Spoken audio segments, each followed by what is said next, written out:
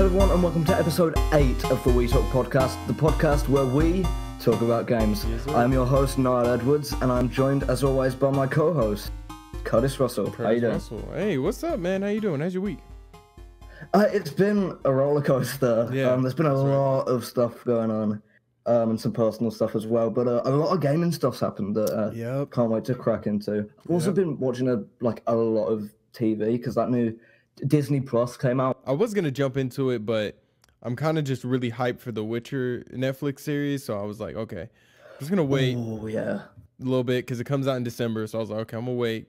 Been playing a little bit of The Witcher 3 on PC, so I'm like, all right, I'm all Witchered out right now, so I'm really hyped for it.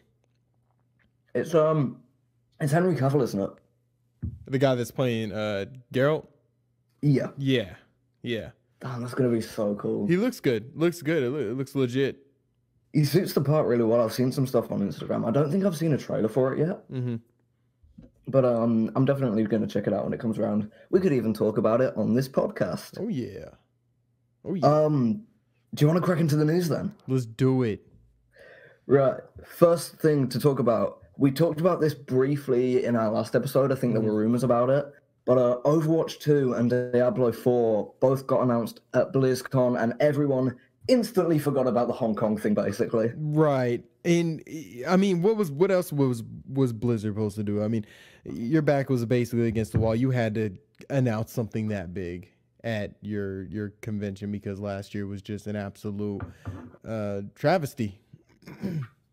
Oh, it was terrible. And then with the whole BlizzCon, the whole Hong Kong thing happening, it was definitely a case of, because obviously they had Overwatch 2 and Diablo 4 planned before this, but I wouldn't be surprised if one of them was going to be at BlizzCon and the other was meant to be maybe at E3 next year. And then they sort of, after the backlash, they sort of went, okay, this needs to be massive. Let's just announce both now.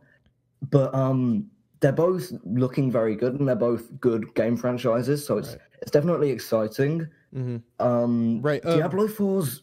Sorry, go on. Oh, yeah. Diablo 4, great thing you was about to talk about it. Diablo 4, the gameplay we've been seeing at Diablo 4 has been kind of the same area. So I'm pretty sure, like, trying to kind of touch on what you were talking about.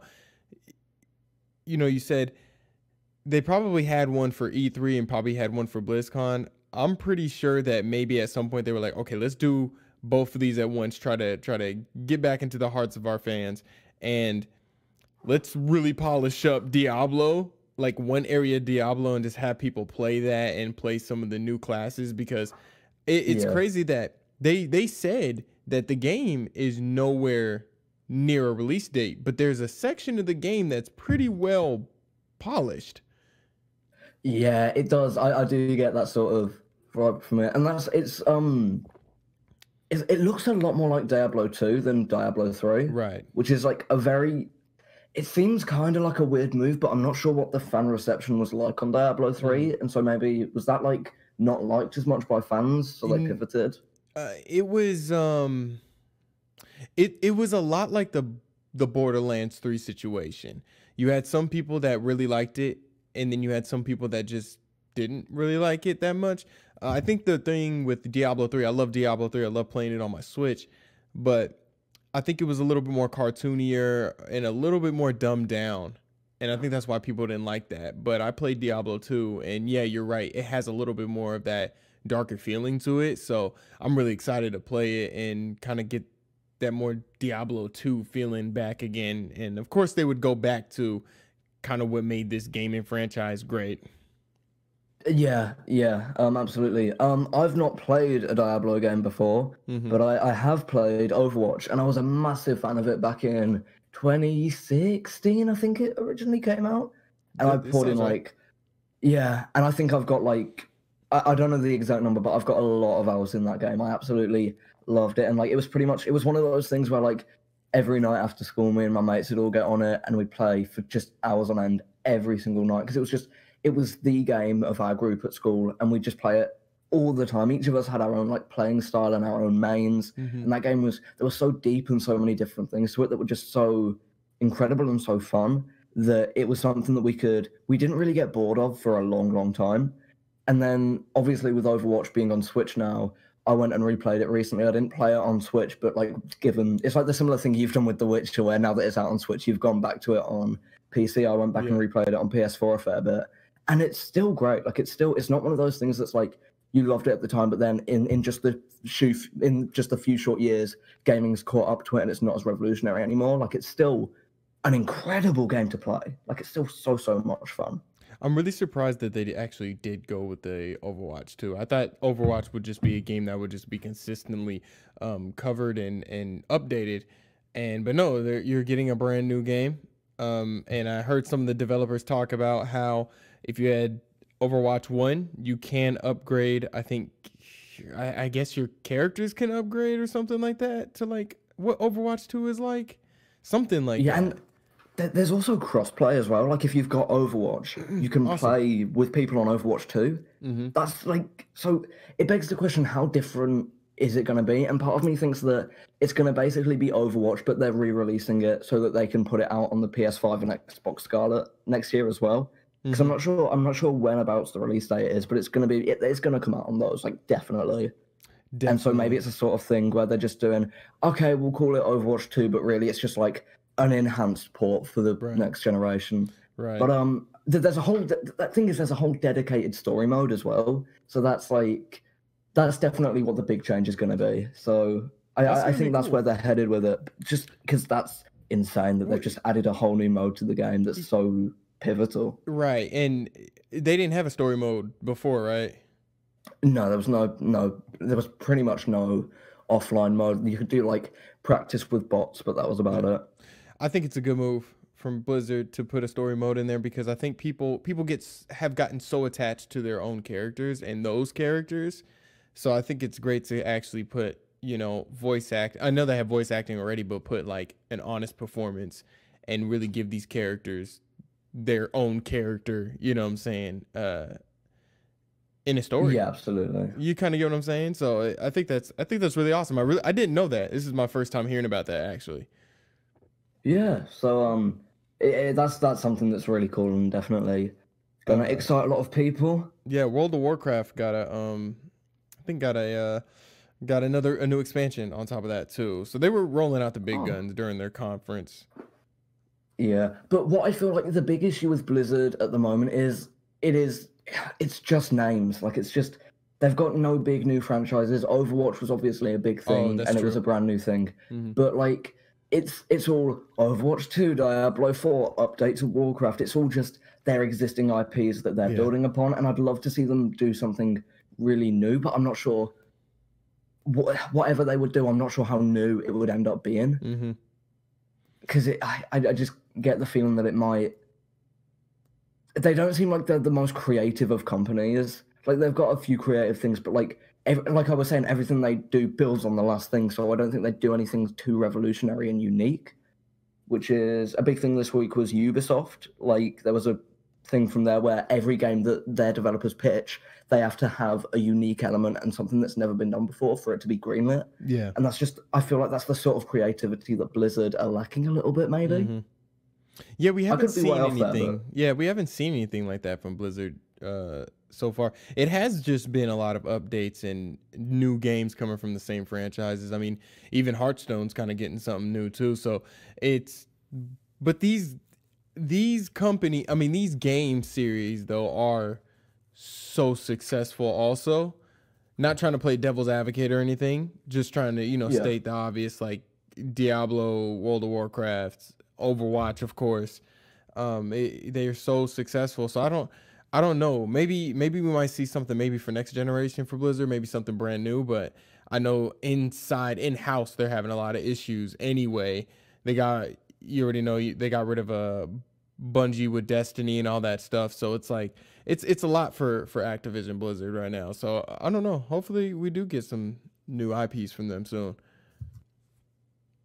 Yeah, that's definitely something I'd look forward to. And if they were to do something brand new, I would be all over it in a heartbeat because I do love a lot of what that company does. Obviously, the whole Hong Kong thing wasn't great, but in terms of games and the games they make, usually their stuff is pretty good. So if they were to do something brand new, a lot of people would be all over that. Oh yeah. So let's just hope there's something soon. Smash Ultimate has now become the best-selling fighting game of all time. That's Amazing. incredible. And it's been less than a year. Yeah. Less than a year. It sold 15.7 million units.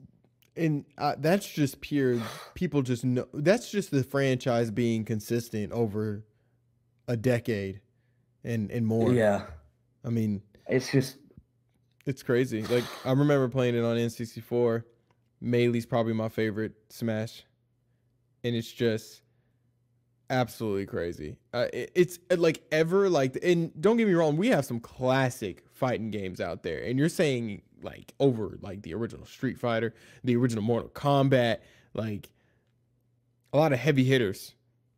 Yeah, it's sold more than some of the most recognizable names in gaming. Like you could go up to someone on the street and be like, "Do you know what Mortal Kombat is?" And they'd be like, "Yeah." And so the fact that this like is now more recognizable than that is just like, of course it's gonna be like it's Smash Bros. But at the same time, it's like Nintendo's sort of been since the Wii U, they've sort of been seen as the underdog, and now it feels like they're finally clawing their way back into the top.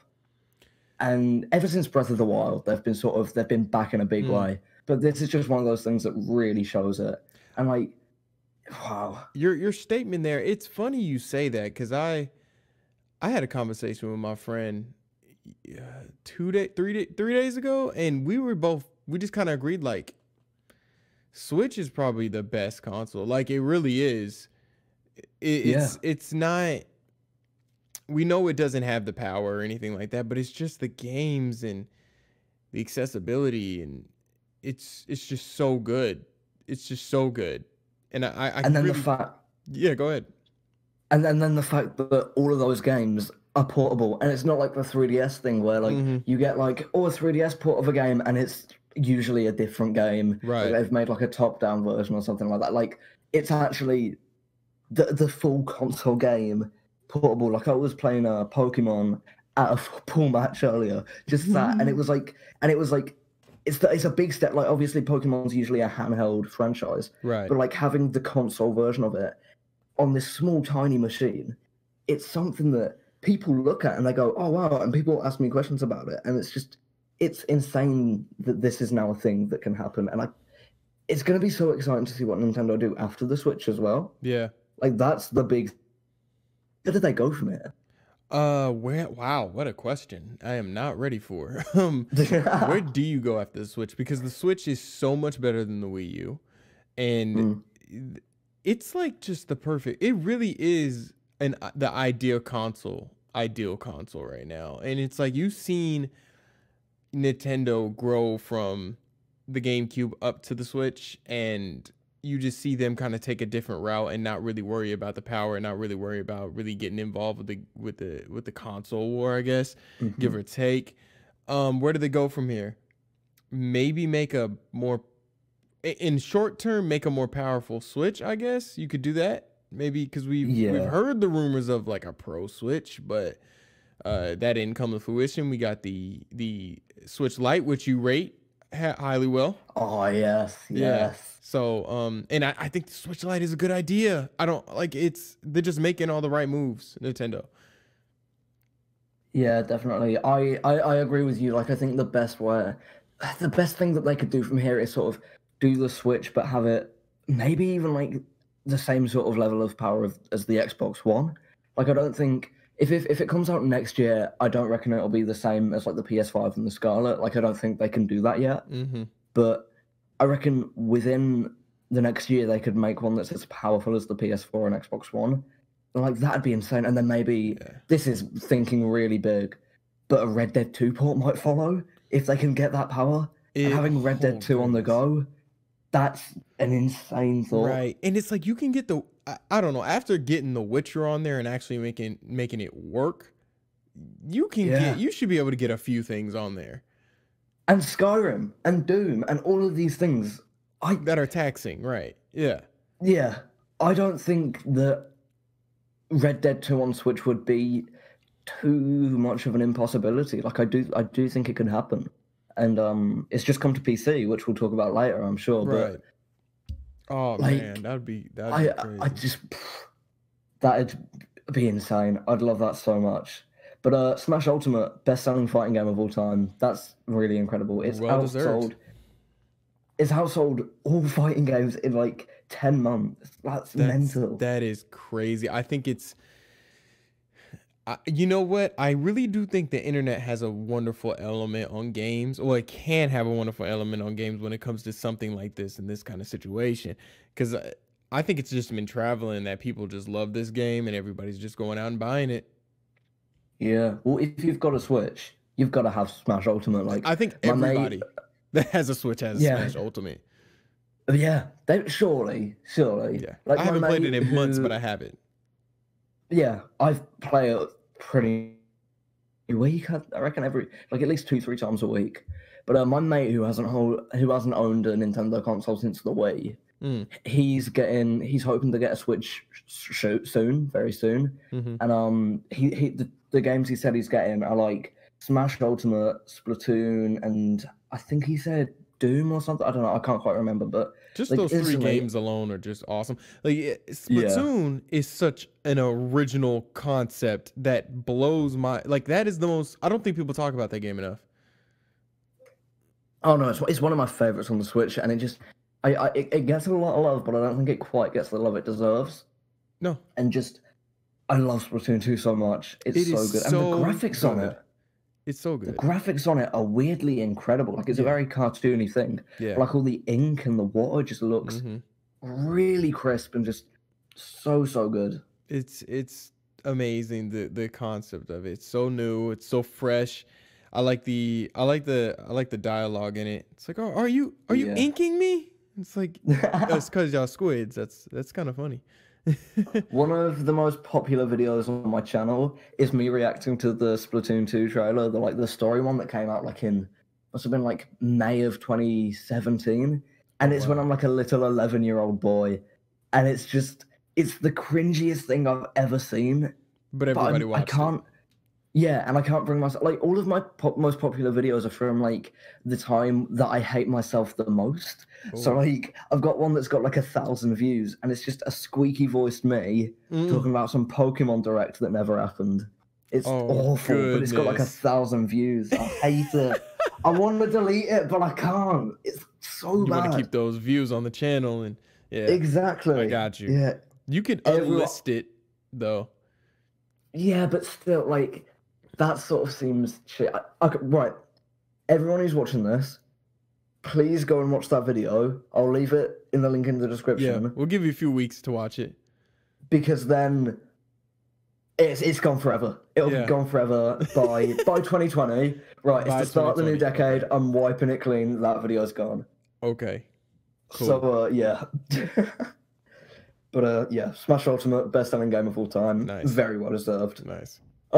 Sonic the Hedgehog, back in a few months ago, probably 6 months ago now or something, the Sonic the Hedgehog movie trailer was released, and it was not good. I don't think we talked about it on this podcast, but that design, Jesus Christ. Yeah, that was bad. It looked like just a dude in a Sonic suit.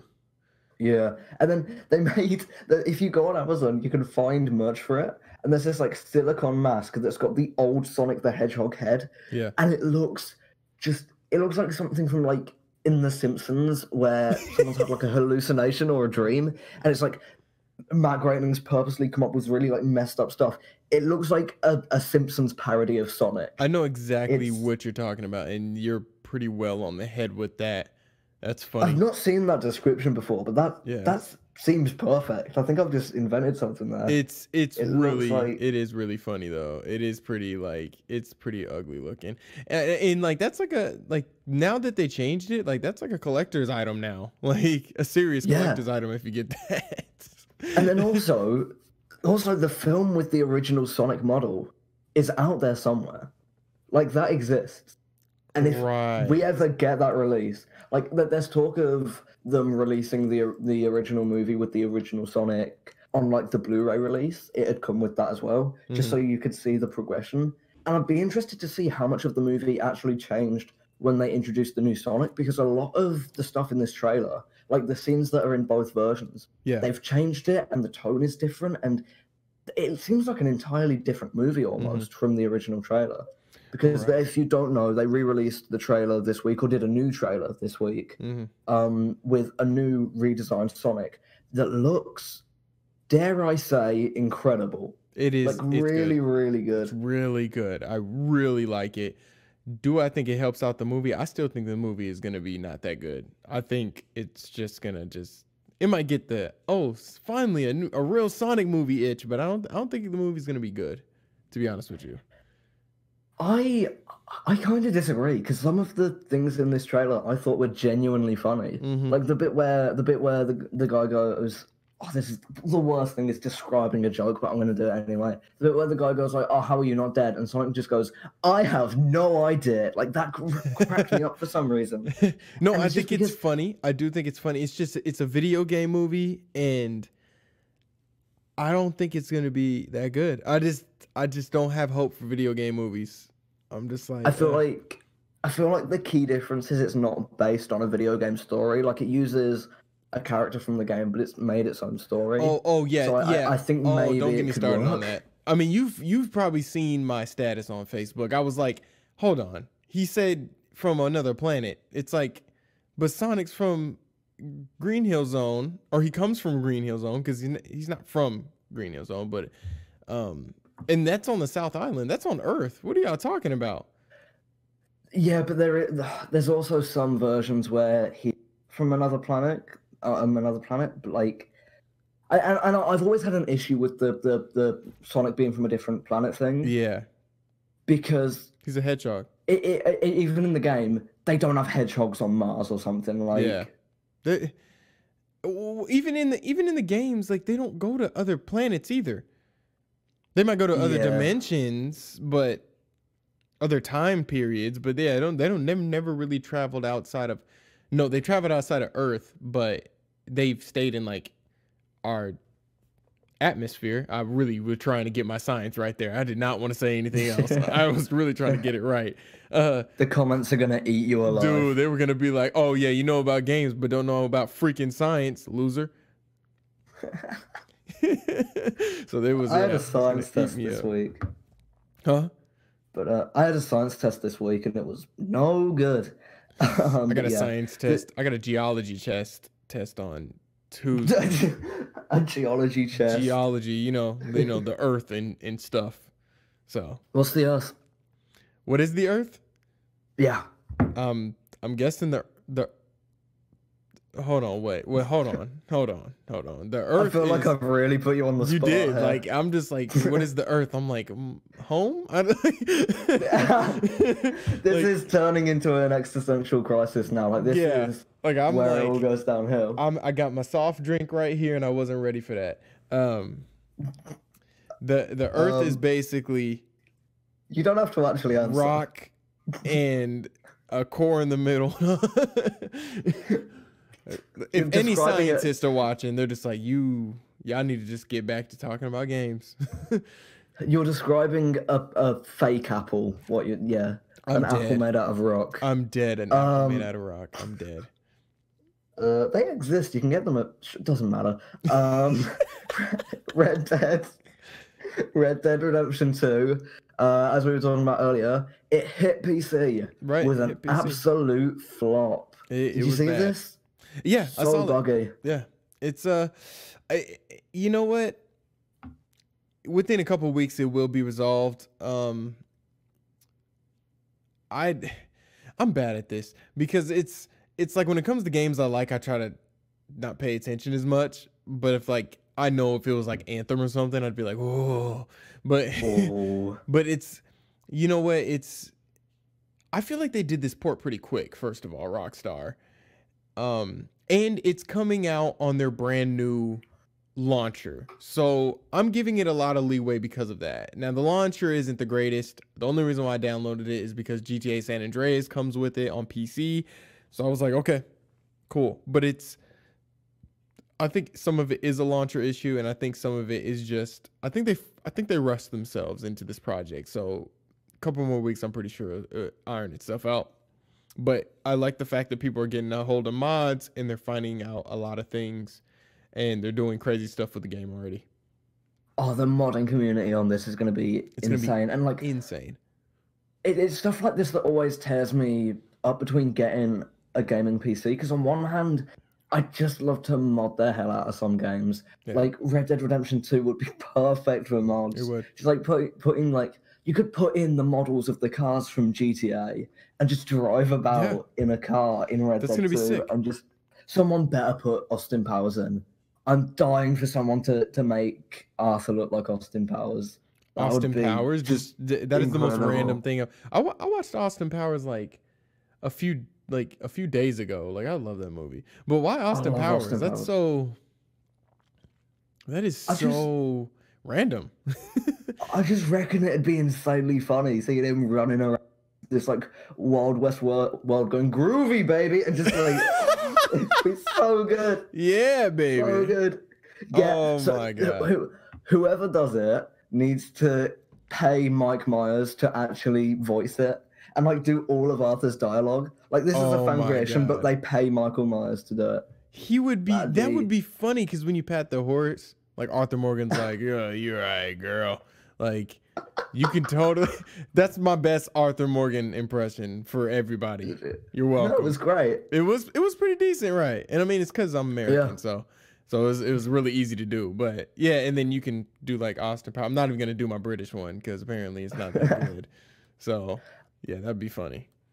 My Arthur Morgan impression is oh hello horse. Hey, no, it's not anything. But it's out on PC and people got mad about it. Right. But so like I was saying, like I'd love to get a PC just so I can mod certain games, but at Hmm. the same time, I would ruin my experience with every game ever because I'd get like a really like serious game and just put Thomas the Tank Engine in it and ruin it. Right. It just But messed then it all up.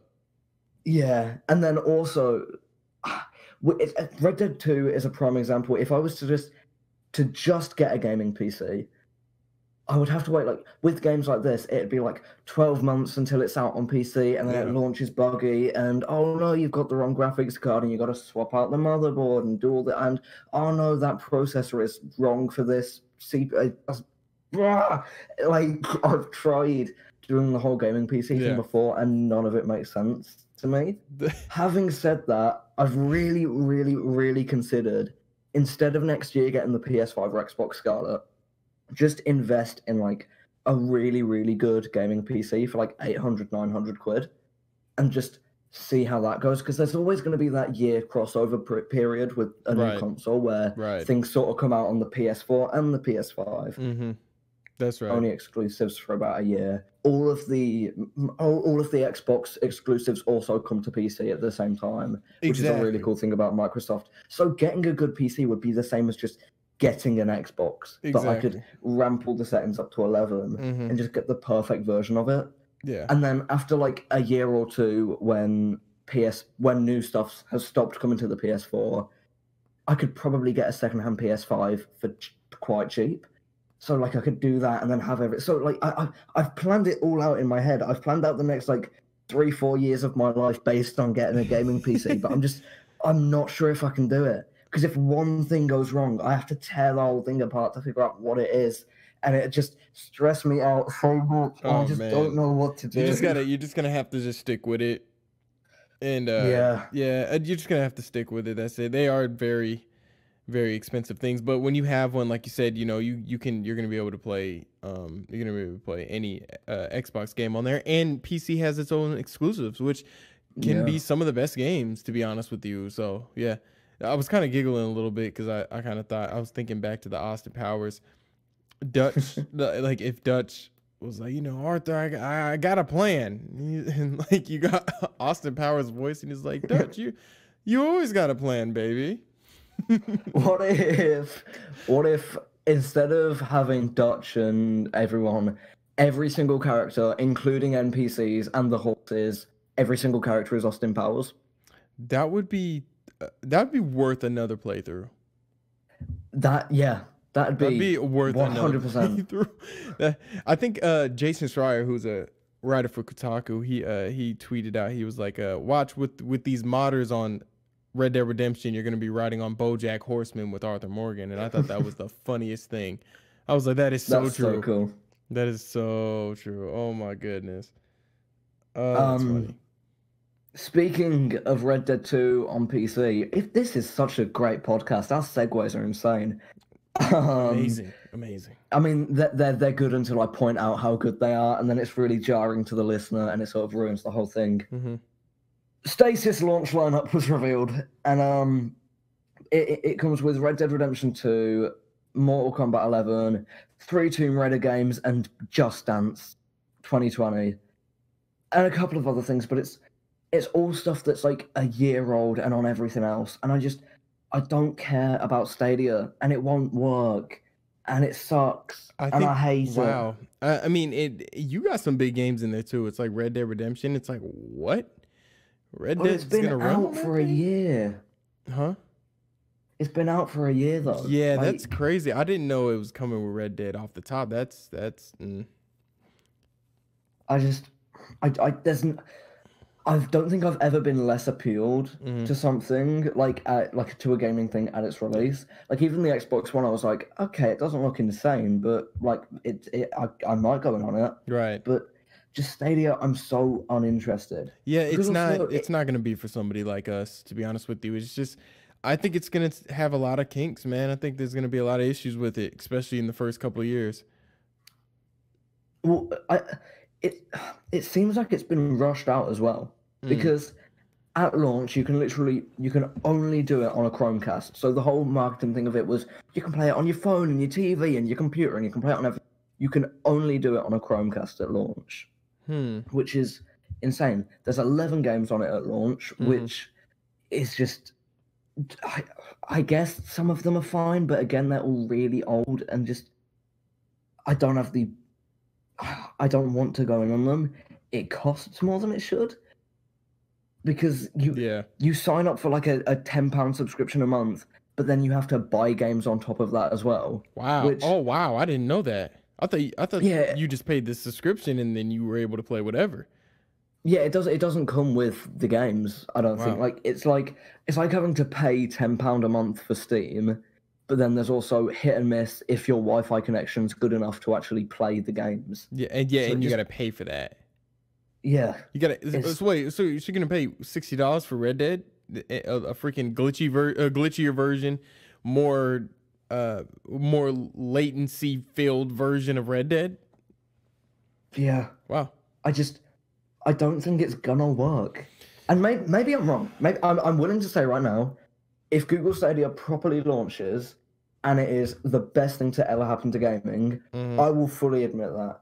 But I just at this point I can't see it really working. Yeah. And maybe they've rushed it out so that they can have this year of it, refine it all, and then by the time the PS5 and Xbox Scarlet comes out in December or November or whenever they come out, go boom, now it's perfect, now it's ready, do this instead of getting a console. Because if you add it up over 2 years, even 4 years, £10 a month is about what you'll be paying for a brand new console. Yeah. So maybe that's what I don't know. I just If this whole thing's so confusing. my honest opinion, my personal opinion on it is if Google wants to combat against consoles, they're gonna lose either way. Either way, they're gonna lose. 100%. Yeah, I think that shouldn't even be the goal. The goal should be for people that just don't want to spend the money on consoles, which isn't a lot of people. For people that don't have a lot of time to game, which is a lot of people, but people still buy consoles. I think they need to find their people to sell this to, because if you go straight after PC and you go straight after console, you're gonna lose out pretty quick. So, and Google's talked a good bit of mess already. I don't know if it's kind of like just trying to get people just interested, like it's just promotion talk, propaganda. I don't know, but yeah, if they do that, they're gonna fail with this. This is gonna fail quicker than just it just being laggy and you have to pay another additional fee to play games. It's gonna fail pretty quick. Yeah, I 100% what you're saying. Yeah. See what you're saying there. I just I don't think it's a great idea. Mm-mm. It just seems like it's going to be a mess. But I don't know. We might be surprised.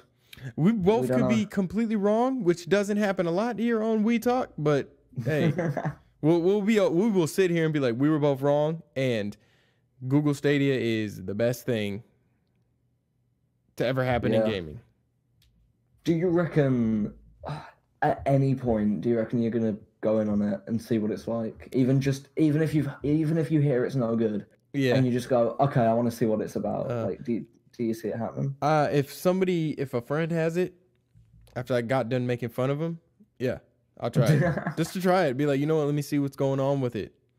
See what's all the hype about. But I don't think I would ever buy one. I just don't see myself buying one. I don't need the need for it. I like collecting games and having a console and a PC, so I wouldn't grab it. Yeah, yeah, maybe I could see myself maybe getting it just to see what it's like, but Mm-hmm. I'd never get it to be like, okay, this is how I play games now, Yeah. unless it turns out to be insanely good, and unless yeah, if it works out to be incredible, Yeah. then sure, but I don't see it turning out to be incredible. Let's move on to this next thing, because talking about Stadia just really bums me out. The Golden Joystick Game Awards happened over the weekend, Yep. which is it's this. I think it's run by Games Radar. Maybe I might be wrong. They seem to be like the main Ooh. ones that are reporting on it. Is it because ain't the joystick awards like a Japanese thing? Is it? I don't know, but like I'm looking at the articles now, and Uh, seems to only be Games Radar okay. who are reporting on it. Okay. So I think it's something to do with them. Okay. But that happened over the weekend. It's Cool. like it's not as prestigious as the Game Awards, but it's one of the ones that are high up there that all developers sort of aim to be on. Right. And I'm not sure if there's been any internet controversy over this, but I feel like there should be because it's absolutely insane what won Game of the Year. So did you see too much Last about year? this? No, this year for 2019. For 2019, is it Apex Legends? No, it is not. Is it Untitled Goose Game? It should have been. It was nominated. That's my thing. It was nominated, and it 100% should have won it, but it didn't. That sucks. What won Game of the Year? Resident Evil 2. Okay, Resident Evil 2, the remake?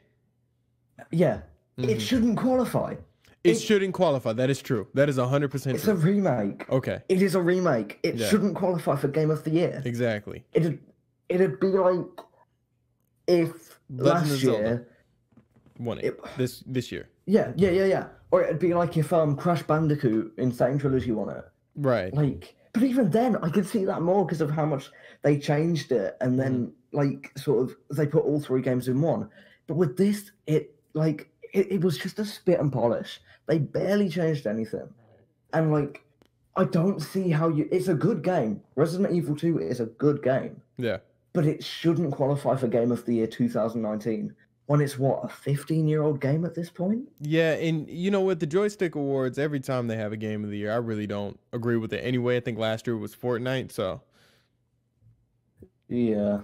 But so I'll read out what some of the nominations, and you can decide for yourself what should have won it. okay. So, Apex Legends, Call of Duty Modern Warfare, Control, Disco Elysium, Fire Emblem Three Houses, Gears 5, Outer Wilds, Resident Evil 2, Sekiro, Telling Lies, The Outer Worlds, and Untitled Goose Game. And that's for Game of the Year? That's for Game of the Year, yeah. Disco Elysium should have won. That's the first time I'm actually hearing of that. Yeah, Disco Elysium, either that or to me personally, it's either Disco Elysium or Skyrim or Sekiro. Thing is, right, so mine would probably be Goose Game or Outer Worlds. I love both of those games so much. I could maybe even see, I've not played it, but reviews for Control. I just don't think Resident Evil 2 should have qualified. That I completely agree with you, and I think, and to be honest with you, it's a good game, but I don't know if it's as good as some of the other games that are on there. That's a really good list.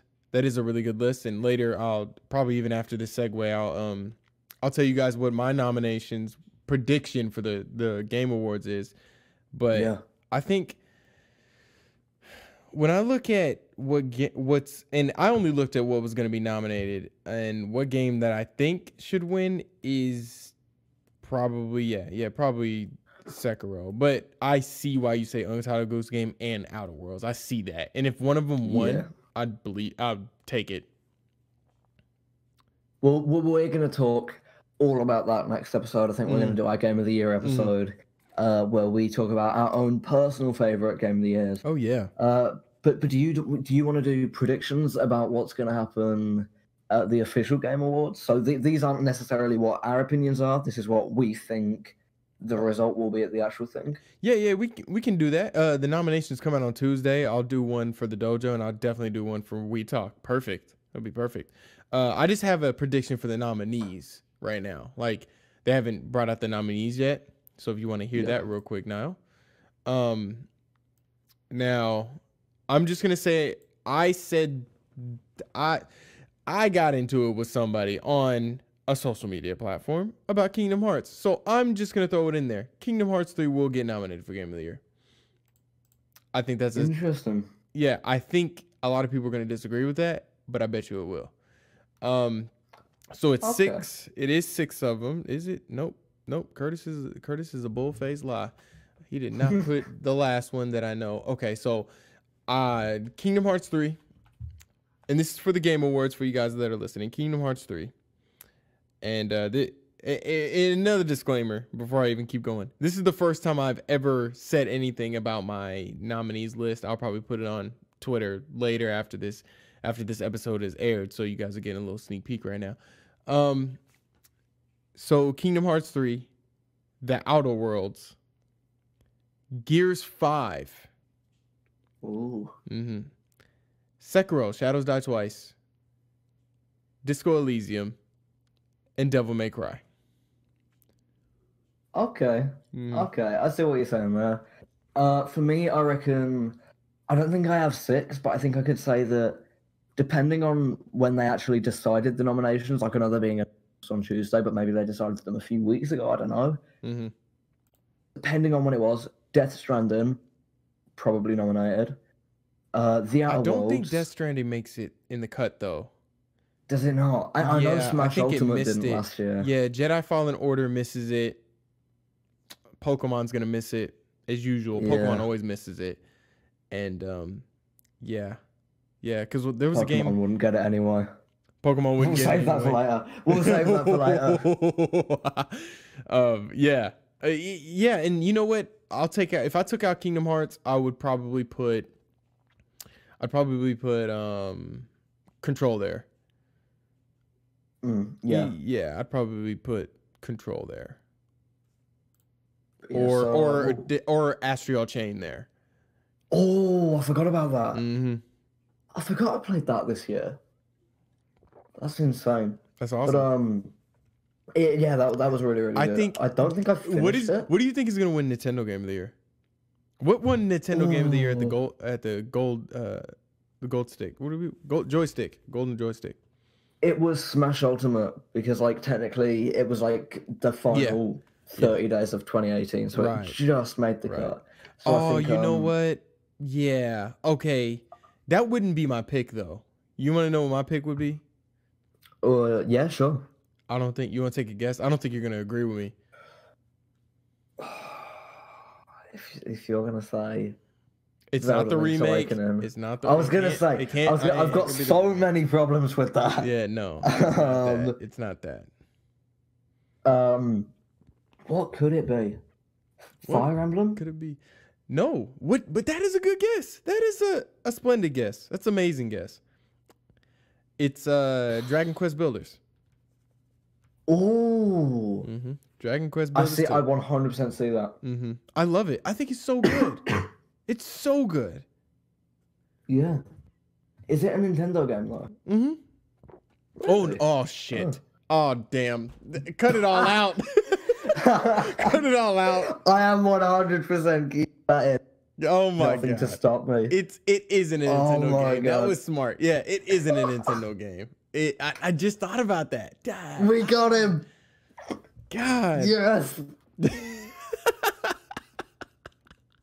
Oh man, see, this is what happens when see now I'm all delusional. Usually it's Niall, but now it's me. Yeah. God, Well, I'm caught slipping today. I couldn't answer a geology question, and now I think Dragon Quest is a Nintendo exclusive. Oh Lord. That's going in the best of clip show that I'm putting together for the end of the year. That's 100. Not only is it staying in the episode, it's going to go at the start of the clip show, right at the start, before we even do the intro. That's where that's going. Oh my goodness, that was bad. That was not my most shining moment, but yeah, no, you're right. No, okay, I'll go for Fire Emblem then. Okay. Oh dang. Okay. That's incredible. That's my favorite thing that's ever happened ever. Even when we were going back and forth with impressions. Oh, to be fair, that was pretty good. That was a good clip show when it comes out. That was pretty good. That was solid. That's why we have 140 listeners, because we just love doing this podcast. It's just fun. It's just really good fun. We got some great guys on here with some good opinions that think, Dragon Quest is a Nintendo exclusive.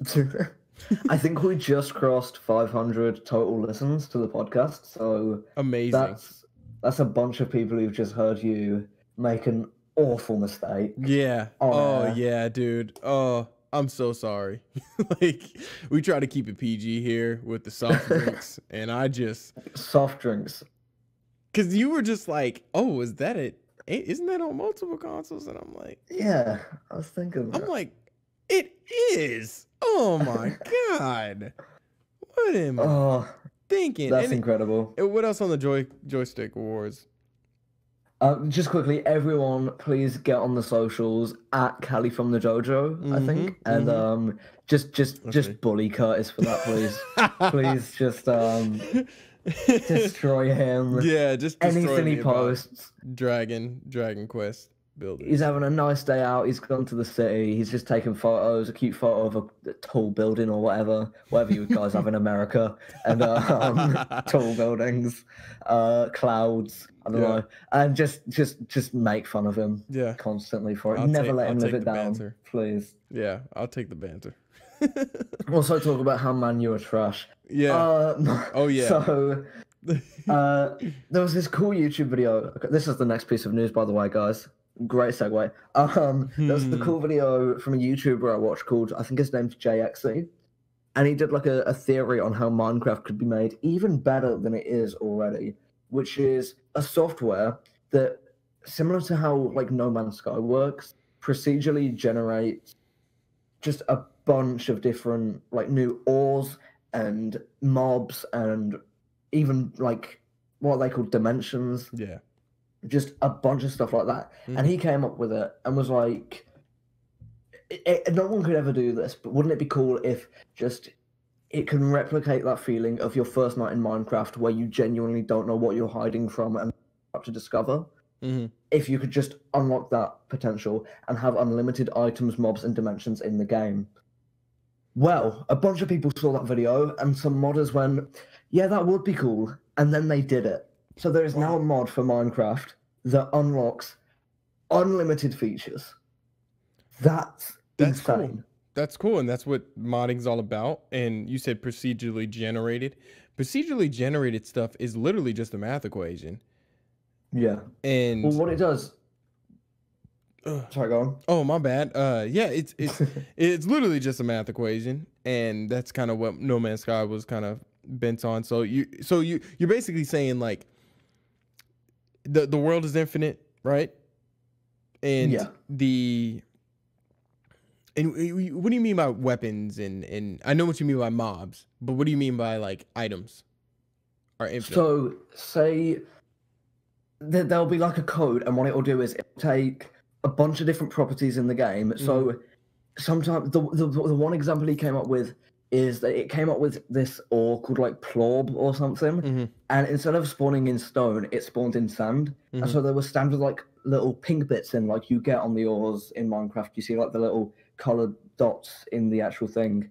And so it came up with like pink dots for them, which is obviously not in the game. Yeah. So it just came up with a color, came up with an item name. And so what that does is it can be crafted into a sword, and that sword, when it hits an enemy, will give that enemy weakness. Oh wow! And so it has all its own effects when it. So it's basically just it has all the items in the game, and it like smushes like 2 or 3 together, and just makes a bunch of different things. It basically takes the wall away from the game. So like anything, like you can make literally anything from anything.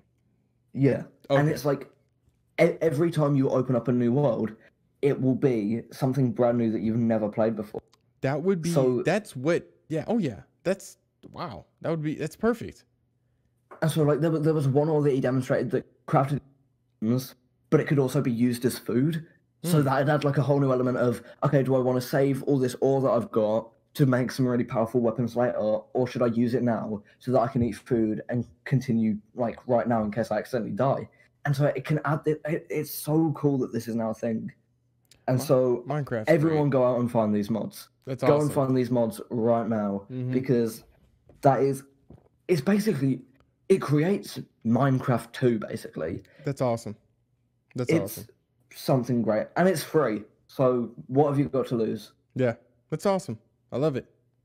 Time is limited. Yeah, use it wisely. Star Wars Jedi Fallen Order came out 2 days ago when this goes out. Yeah, are you playing that? No, I'm not, but I'm gonna get it soon. Okay. But my issue is I've been really busy at the moment, and then Death Stranding, Outer Worlds, and Pokemon Sword and Shield have all come out, and I'm trying to play them all at the same time. I just don't have space for Star Wars at the moment. Yeah, exactly. Me too. I think I really want to play it because I've seen the reviews. The reviews are great, which is great. Like, if you guys follow me on Twitter, Facebook, whatever, you know I'm very critical of what EA does, but I always want them to succeed, and I want companies under them to succeed. And this Respawn is just doing it. They really are making great games under EA. Respawn is, and they're a company that has made good games. So I'm glad that this game is getting some praise, but it looks good too. Yeah, well, that's the big thing about it. Like I had to pick between Pokemon and this, and I was always going to pick Pokemon, but the fact that I didn't think between. In my personal opinion, Star Wars has gone downhill a lot in recent years. I don't like the new films. Star Wars Battlefront 2 was obviously an absolute mess. Yeah. So, it made it an easier choice. But then, all of a sudden, 9 out of 10 on IGN, 84% on Metacritic, and 9 out of 10 on Steam. And then all of my mates who've got the game say it's great. Like, it's totally taken me by surprise how much people seem to absolutely love this game. And I'm happy that EA have finally, in like the 10 years that they have the Star Wars license, they've finally made a good game with it. And they're not the best with license. If you look at what they did they made a few good. I will say this: they've made a few, maybe 2 or 3 good Harry Potter games with the license. Have they made? What would you say those are? Okay, so I think Chamber of Secrets was a really good game. Harry Potter Chamber of Secrets was a really good game. I think the Quidditch World Cup was a good idea, and it was a decent game. It was a really good game. Not the one for Game Boy. That wasn't that good. But the one for consoles, that was great. And then the third one, I want to say, was it Prisoner of Azkaban? That was pretty decent. I forgot the third one that I really liked. Because at some point I stopped playing them because they got really, really bad. But yeah, Chamber of Secrets, Quidditch World Cup, and then there's another one that I completely forgot. And it was actually pretty decent. Well, as someone who famously looks quite a bit like Harry Potter, I have a great disdain for the franchise because I just constantly get mocked for my glasses. It's like, I don't even look like him. It's just the glasses. It is just the glasses. I think it is the glasses too. It is the glasses. It has to be. I think it is the glasses because then I had longer hair for a little bit. Yeah. And people were telling me I look like John Lennon. So I think it's just anyone That's with circle hilarious. glasses. I Yeah. think anyone with circle glasses, it's all in the length of hair and the glasses, and then you just get compared to anyone who. It's so annoying. I mean, no, I completely get it. I like I'm a light skinned cat, so like I get compared to like Blake Griffin and freaking all these basketball players that are light skinned all the time. And it's like I don't even look like them. We just have the same skin complexion. I was in a shopping center the other day, which you guys call malls because you're all dumb as shit. Oh And wow, wow! I had to come that way. I don't mean that. I was in a shopping center the other day, and there was this guy. He was a dad. He must have been like 40 years old, and he was with his like son who was like 8, and they walked right by me, like within a few, and he just said as he walked by me, Harry Potter, like not even whispering it, not even trying to hide it, to his son, trying to go, hey son, look at me bully this teenager walking past me, ha ha ha, aren't Harry I funny? Potter, ha I was ha ha. so tempted That's to turn around hilarious. That is so funny. and just, yeah, that's so funny. Wasn't funny at the time. It's not funny because it's me. I remember. The American joke is hilarious that you did, but it brought me to what I was gonna ask you last week. I was gonna ask you, I'm so stupid. I was about to ask you like, hey, what are you doing for Thanksgiving? Like, not a thing, Curtis. Not a thing. That's not my thing. That's your guys' thing. Yeah. Oh man, that's hilarious. So. Link's Awakening, you got more to speak on it? Yes, Link's Awakening. Are you taking back what you said? Right. So, last episode, I bashed Link's Awakening. I called it unoriginal. I said it wasn't innovative. It was just basically a copy and paste of the old game with like better graphics put on it. It was laggy. The gameplay was outdated. It wasn't fun to play. I stand by all of that, but I've rewatched my own video that I made when I went to Insomnia 65 and did like an early review of it from like the half an hour I got to play it. It wasn't half an hour, it was like 15 minutes, but from like the early time that I got to play it. And it was me praising the game, and I was like, maybe I was a little too hard on it. So I went back in on it. And again, I stand by all my criticisms, but it has some sort of charm to it that sort of made it. I don't know. Like it's really conflicting me because I can't decide whether I love it or hate it. So many different factors in it that are just really throwing me off. Yeah. But I think it's all right. I am violently neutral towards it. Like I don't think it's good. I don't think it's bad. I think it's just a game. It's a game that I sold, but it's still a game. Oh, you got rid of it? Yeah. Oh, so wow. That's the thing I want to talk about. Oh wow. I'm not. Yeah. I mean, I agreed with you, but I am on the other side of things where I like it. I really like it. I think it's good. Well, I would have kept playing it. The reason I sold it was because the Outer Worlds, Death Stranding, and Pokemon all came out within a short time of each other. I got close to each other, yeah. Yeah, and then I got Outer Worlds and Death Stranding on the same day. So it was like in the past week I've spent £150 on games, so I wouldn't have been able to afford Pokemon. So I sort of thought, okay, I'll just. You are the weakest link. Goodbye. I basically, Link, literally. So I swapped out Link's Awakening for Pokemon just to sort of be like, this is disposable to me because I don't love it, I don't hate it, I'm probably not going to play any more of it, so it's gone. Because I'm 15. Trading in games, as much as I'd love to start a proper game collection, I'd rather be able to play games than collect them, if that makes sense. Yeah, you got to be able to afford them. I'd like to be able to play more than to be able to say, hey, look at all these boxes that are on my shelf. I epic. And then people would go, no, you're sad, Niall. Why have you taken me to your house? Why am I here? Please let me out. Right. So, Please let me out. That has some, dark meaning behind it. That's not true. I didn't do any of those things. But Link's Awakening, it's fine. It's an okay game. Have you been playing any more of it? I beat it and then I just stopped playing it. But that's me with every game, so I can't be critical of that. That's me. Yeah. That's me with literally every game. I'll beat it and then I'll be like, all right, that's enough. I need to move on, and I end up moving on. So, but I did like it. I do like the game. I like the way it looks. There is an issue with the God, I just drew a blank. There is an issue with the performance of the game.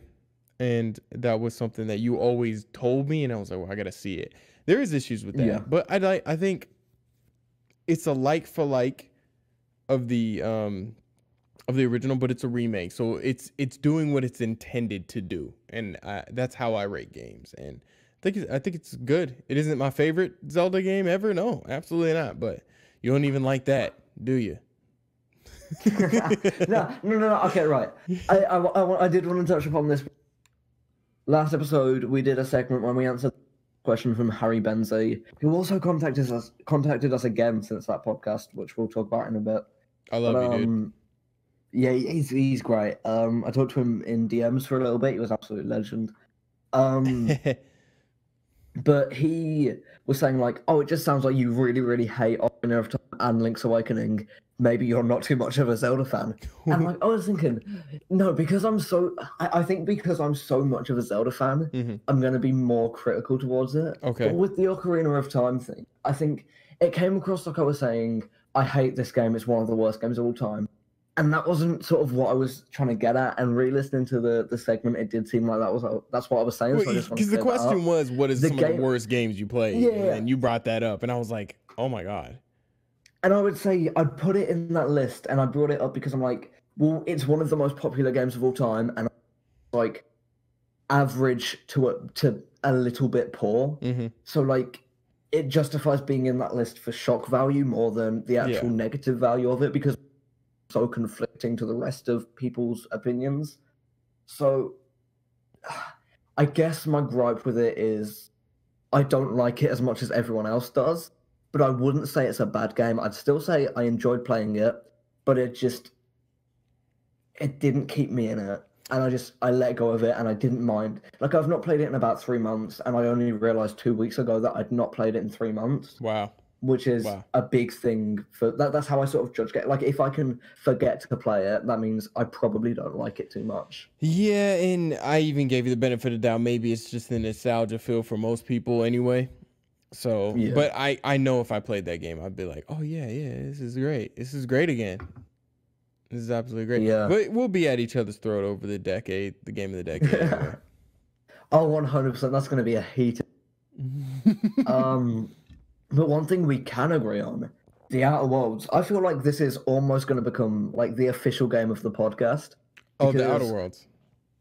Yeah. Yeah. Because I bought it pretty much purely based on your review of it that you gave. Well, thank you. How you were talking about it and how positively you were describing it. I was like, okay, I got to get this. You got to try it. Your review is what massively put me on it. Well, thank you. And I am so glad you talked about it on the podcast, because I am absolutely loving this game. Perfect. Absolutely perfect. I think beating it and then just sitting down and then thinking that, you know what? I see what this game is. It's a game that it's short, and it's short because it has so many different outcomes. And the game has this replay value that it's like, okay, play it again and do things differently, because there's so many different options, along with the phenomenal, and you're probably seeing it now, Niall, the amazing dialogue in this game. It's probably, I've never seen, and like, I'm going to compare it to Fallout.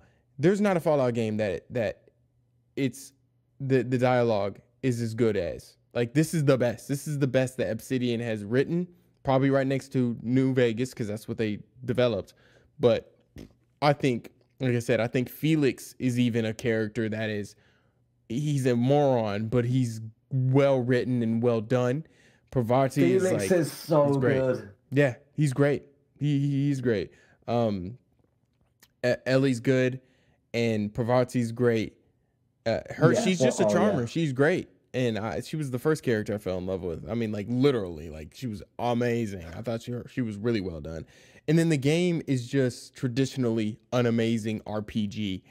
And even when you look at it, even they have some originality to it too, right? Because you have flaws, and you can choose if you want these flaws or not. But based on your game style, it's like me. I kept getting my butt kicked by spiders. Well, I gained arachnophobia. You know what I'm saying? So like it's great. Oh, that's so cool. Yeah, it's great.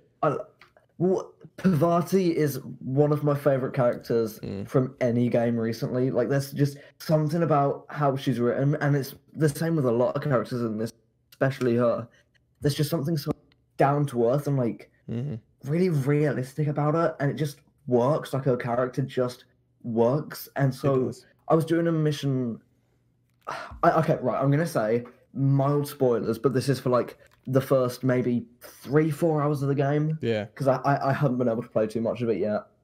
But there's a mission where you have to go to so you want to land on this place, but you have to get like the license or the permit or something to land there. Do you know what I'm talking about? Right. Yeah. It's pretty early on. And so you have to talk to this woman who's got a safe, and she's like, okay, go do this thing.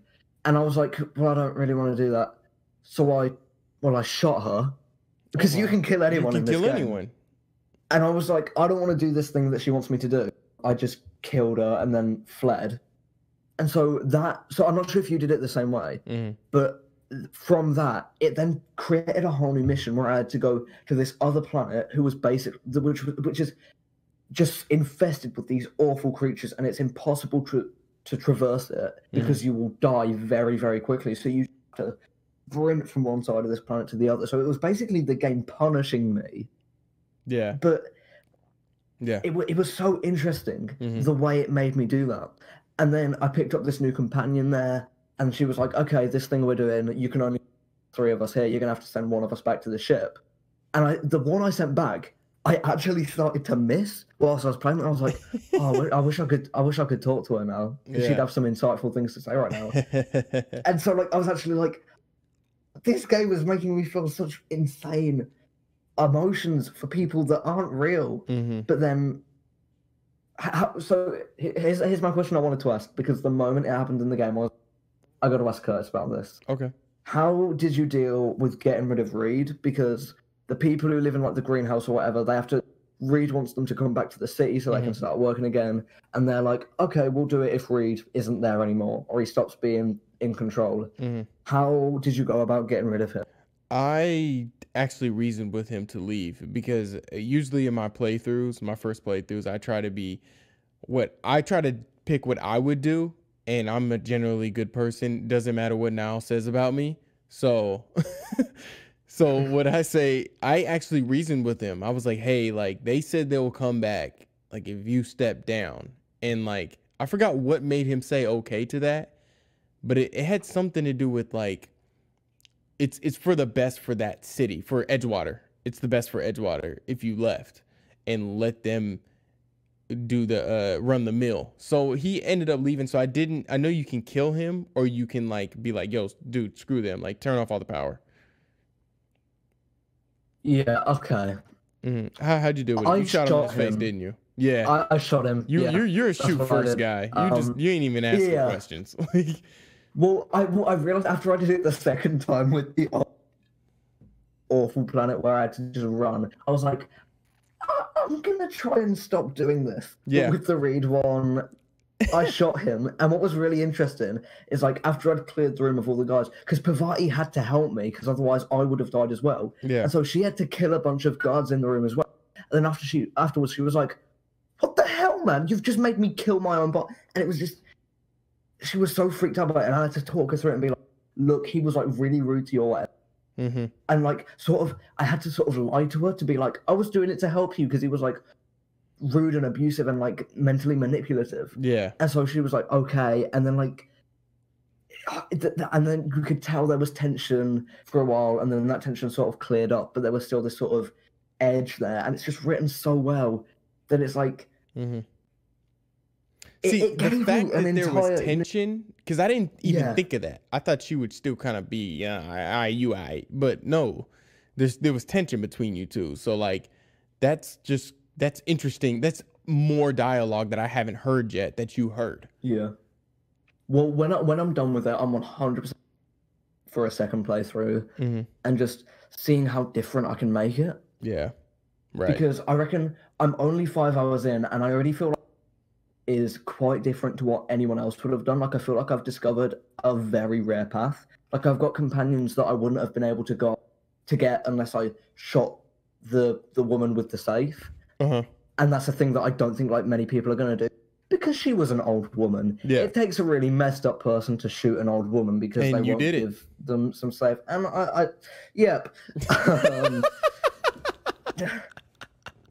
And you did it. Yeah. And her mission, what did I end up doing? I think I just ended up going to the place anyway and just running past all the enemies, I think, because I was like, okay, you're not giving me what I need. So probably should have shot her. But yeah, I love the Outer Worlds. I think you guys can go on the Soul Dojo. When did I bring out the review? Yesterday. My man Jay edited it and we got it out to you guys. I gave it I'll let you guys figure out what I gave it. It was positive, but go ahead and check out the review for it. Yeah, 100%. All right, so we're going into Death Stranding now. Death Stranding is Kojima's. I have no idea what it is. I don't. Yeah. I have so many questions to ask you because, of course, I haven't played it because I've been playing other things. I've been playing. Of course, I've been playing The Witcher. I've been playing Outer Worlds, so I didn't really get into Death Stranding. But I know Death Stranding is it a good game though, Niall? Because we've seen the contradicting reviews of it. We've seen the 6s, we've seen the 7s, and you can kind of give games a leeway. Like, okay, maybe I need to try it to see if it's for me. But is it a niche-ish kind of game, like a kind of game where it's like it's a niche, only some people are gonna like it? Is it a little too tedious in certain areas? Is it a good game generally? Well, yes and no, which I know isn't the answer. Look, the point of this is people want to know what it actually is and whether they like it. But it brings me to my like overarching point with this game is you could know someone for 20 years, know every single little detail about them and what goes on inside their head, and you would not be able to predict whether they would like or dislike this game. I've gone because the whole thing was it was pitched as like a big mystery and like, oh, what's it gonna be? And so I took that to the extreme, and ever since that first trailer in 2016, I made it my job not to look at a trailer, a poster, a screenshot, anything. I avoided everything like the plague because I just wanted to go in completely fresh because I felt like that was the best way to go into it. Yeah. And first of all, I'm so glad that I did that. Second of all, it's just made it just such a weird experience because if I would have seen those trailers, I don't know whether I would have liked. Maybe I would have. I don't know. But it's such a confusing game that you can never tell if someone's going to like it. Yeah. So what I'm going to do, right? I'm going to give my opinion on it. And then I guess we can talk about what it means and then the actual intent of the game. Yeah. Okay, well, actually, what I'll do is I'll start off. If, like me, you want to go in completely, I'll leave a timestamp in the description. So I would recommend going in fresh, but if you really want to know what it is, here's my best attempt at describing it. How the hell am I going to do it? So, right. It's a game about rebuilding America. And it's also about balance. Like physical balance. This is right. So, first of all, I'll talk about the story. The story is your mum is the president, but you hate her. You haven't seen her in like 10, 20 years. And then she calls you. Her name's Bridget, which people seem to have a problem with for some reason. And she's like, oh, hello, son. You're not very nice. Please help us rebuild America. And he's like, I want to do it. And then she dies. And then, so your sister's like, do it for mum. And he's like, yeah, okay, whatever. So he's very much an anti-hero. He's like Deadpool. almost, where he knows it's technically right, but he's really against it and he doesn't want to do it. Yeah. So it's you've got to set up almost these like Wi-Fi towers almost that sort of allow all these bases to communicate. And whilst you're doing it, these different people will be like, okay, go pick up this package and bring it here. And so it's pretty much all walking from location to location. Yeah. But the weird thing about it is the first 2.5 hours, I'd say it's like 85% cutscene. Oh god. It's insane. It's like a movie first, game second, but then once you break that 2.5 hour that 2.5 hour mark, for pretty much so far I've played and since that point it's been 100% gameplay basically, and like the occasional cutscene. It totally flips the percentage, flips the ratio, and it's now 100% gameplay. And some people will find that gameplay insanely tedious, but I think every single mission is creative and it has a new layer to it. And one thing I didn't know about this game going in is the multiplayer element to it. So the entire game, you're on a multiplayer server, but you can never see any players basically. So what it is you've got to get from a location to a location. Maybe there's something in your way. Maybe you've got to climb up a big thing and you're out of ropes or ladders or whatever. If a player who's playing the game has placed a ladder in that same location, you can use that. It'll appear on your map. There'll be a ladder there and it'll say who's placed it there and it'll come up with their PlayStation username. And so it's like this multiplayer where people can put up signs and ladders and build stuff, and you can use that. And so I could go on now and I could put a ladder down in a lot. And not only can other people, when playing the game, they can use that. They can actually like it, and I can then go back to that location and see how many likes the object I've put down is. So it's like they've done social media to the obvious extreme, and it's so cool and so interesting the way they've done multiplayer in it and integrated it into the actual world. And it's just so cool being like, okay, I don't know how I'm going to get to this location to the other. Oh, someone else has left a rope here for me that I can just use and I can use to climb this wall. And it's so fun and so interesting. But so you're basically helping each other win the game, or go through the game. Yeah, it's which like is great. Players helping each other to make it through. It's so fun. I love how he's done it. But at the same time, it's pretty much still walking from location to location, and if you find fetch quests boring, you probably won't enjoy them. But then even I don't really like fetch quests in games, and I'm loving this. So even that, I don't know. I really don't know. It might be because it's a different dynamic in a lot of ways. Yeah. Because I even thought the Outer Worlds was getting a little fetch questy, and I was like, oh god. And but this is like you're a delivery dude, basically, right? Yeah, pretty much. Yeah, with a baby. I don't understand that still. So what that baby does is there's evil things called like BTs, which it hasn't been explained what they are yet. I'm sure that will come at some point. But they're what you see if you scan the region, you'll see these like weird sort of ghost looking like things from The Ring. Ugh. And but they sort of float in the air and you can see like the outline, but you can detail. And so you've got to stealth past them and move really slowly. And so what your baby will do, which is actually called a BB in the game, so capital B, capital B, it will look out for these things. These evil things are called BTs. Very easy to get confused with that. Yeah. But it's connected to this sensor thing, and the sensor thing will beep and point at where the nearest BT is so you can avoid it. So it's sort of like it senses it, because adults, for whatever reason, cannot tell where they are. So your BB will search it for you, and it will use that to sort of keep you safe, and then you can stealth past them, and you can try and make your way through. So the baby's in this container, like it's still, like it's not even, like it's still, like it's they're it's stillborns, is how yet. it's explained. Yeah, so how it's explained is they're stillborns, and so like they've been taken from the mother and put inside. It's basically a simulated womb. So it still thinks, that's how they express. So it's like a simulated womb. Now I don't know if you're gonna be able to answer. And that's the only way it can make it through. Okay, I don't know if you can answer this next question, but why a baby though? Like why that? Because that's just, you could have something like a Dragon Ball a dragon radar type thing that can show you that, but they chose the most weird thing, like an unborn baby in a simulated womb. Like, that's nuts. Yeah, I don't know that yet. I Yeah. feel like there's going to be something explained because there's these. Every time you're about to do a mission, you'll like plug the sensor into the BB container, and it'll play this memory that the baby has of Mads Mikkelsen, like being like, "It's okay, I'm your dad" or whatever. That's the exact dialogue, by the way. It isn't. So it'll be like Mads Mikkelsen going, "Oh, it's all gonna be all right. Don't worry about it."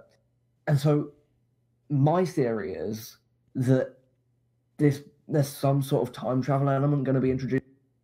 Baby is you, because the memories all intertwine. But then they've explained it in the game with like a throwaway line of being like, "Oh yeah, it just confuses your memories with its memories, and it just does this weird thing." But it was too much of a throwaway line for me to be like, "Oh, okay, that's the actual explanation." Yeah. So I think soon there's going to be some actual reason for it coming about. But so far, I don't know that. All I know is that if you fall down like a big drop, or you turn too suddenly and almost fall over, the baby will start panicking. So you have to go and you have to like soothe the baby. So what you do is you hold the pod, and with your controller you like gently bob up and down to sort of like bob the baby up and down and make it calm down. But there's no limit on how fast you can move the. So if you want, you can just really shake it and go for it. You can shake, you can shake the baby like a Coke can. Oh my God! Shake it like a maraca. And just like that guy in the Switch Ring Fit Adventure video. Oh goodness! Just really, yeah. Look at this, guys. Look at me shake this baby. No, wow. So I was listening to a podcast and this guy was talking about it. I think it was on Game Informer, and he was just like, the game, dialogue wise, writing wise, it's like you're outside the loop. Like, you don't understand what's going on in the game a lot, like, because it doesn't explain out the terms of what they're talking about, right? So did you feel like that when you were playing? I don't really feel like that. Like, I've been playing this, and sometimes I've like my attention drifts, and I'm maybe not paying complete attention to it. But even then, I'm still like, okay, I have like a pretty good idea of what's going on here, and I've never really felt like I'm out of the loop on something. And like the few times I have, it was, first of all, it was very early on, and it was because I was around a lot of government people who are like talking as if I'm not in the room, and it's very intentionally done by the game. And then like 15, 20 minutes later, a different character will be like, "Oh yeah, this is what that was about." And like, so there's this element of mystery for a little bit. Yeah. But then it goes into like, "Oh yeah, this is explained." Because the woman's like, a beach, like, we need to get to the beach or whatever, or something like that, right? So like, it's like, I know what he used that as an example. He's like, "What is that? A spiritual place? Is that heaven? What is that necessarily?" Oh yeah, so it's either, it hasn't really been explained. It's just referred to as the beach, and it's on the coast. So it could either be an actual beast. It could be an actual beach, or it could be, so the beach could be the name of a simulation, or it could be a heaven, or it could be an afterlife, or it could be whatever. It has to be I don't know linked to yet. the first looks of the game, because I think you were on a beach in the first trailer.